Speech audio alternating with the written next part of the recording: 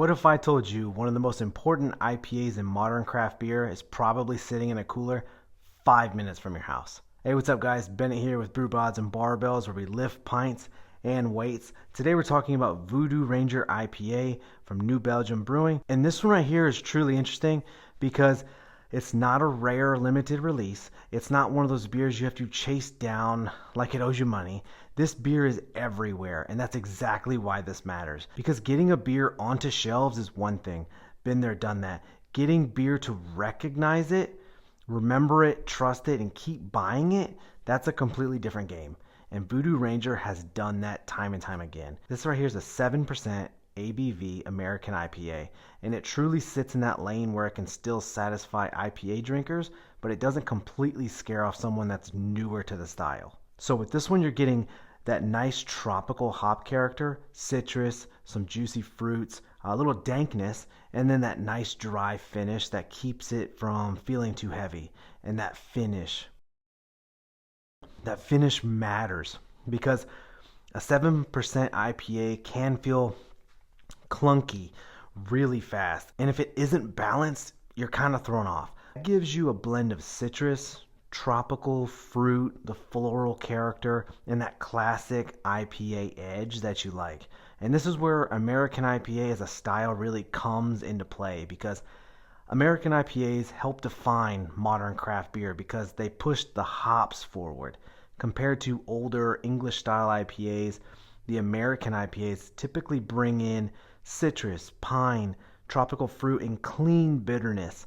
They became the style where breweries could really show off their hop selection, the aroma, the flavor, and the balance. But here's the thing. Not every IPA needs to be the loudest in the room. That's where Voodoo Ranger consistently works. It has enough hop character to feel bold, but enough structure to stay drinkable. And that's why it has become a staple. And I know when I'm pulling up to a party, I don't know, or a cookout, I don't know what they're going to drink. I don't know what anyone else there likes. So I just always bring a variety pack of Voodoo Rangers. And this brand tells itself, because Voodoo Ranger isn't just a beer anymore. It's a whole lineup. It's literally a character.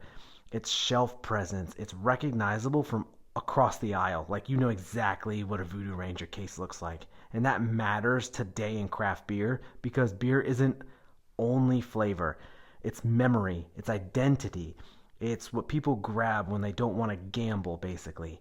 Belgium's own company story notes that Voodoo Ranger IPA hit the craft beer scene before the late extensions like the Juice Force, which they describe as launching 5 years after this beer and becoming a major addition to the lineup. I actually have that. I'll be showing that soon. But that tells you something. They didn't just make an IPA, they built the platform. And from a brewery and a business standpoint, that is huge, because what a brand can extend while still keeping its core identity, that's not luck. Because the Voodoo Ranger is its own lineup. That's strategy, consistency, and knowing your audience, and I love that. And that's why this beer hits different for me. Not just because who likes beer, but as someone who wants to understand how breweries operate at the highest level. This beer is one part of it, but the systems, the process, the branding, consistency, basically the way that they show up in the market, that's the bigger story that I'm looking for.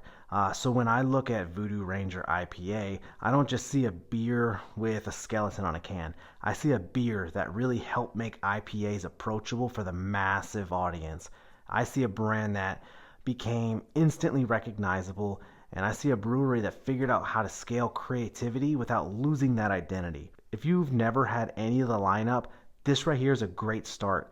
If you've had it, I want to know where you stand.